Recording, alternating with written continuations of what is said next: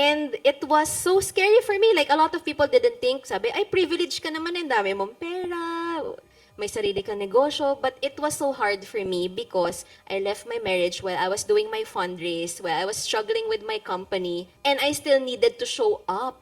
Not a lot of people knew that kasi hindi ko naman makontent yun eh. The next day, I had a meeting with an investor to close the deal, blah, blah, blah. I had to show up. I had to be there. I had to be the parent of my kids. Ako na lang yung parent nila. I moved them from Pampanga to Makati. In 2 weeks na enroll ko na sa school. I had to do everything. So, the takeaway there is there will be moments in life wherein you just really have to make that decision and show up the next day. And what you will reap from there is you will change your life. Kasi the direction of your life, ikaw lang yung may hawak, ikaw naman yung driver niyan. Hindi mo pwedeng isisi yan na, ganito yung buhay ko kasi yung mama ko ganito, right? I know we talk about privilege, yes, that's also part. Pero if you're like in a toxic workplace and you know that you can bail, why stay?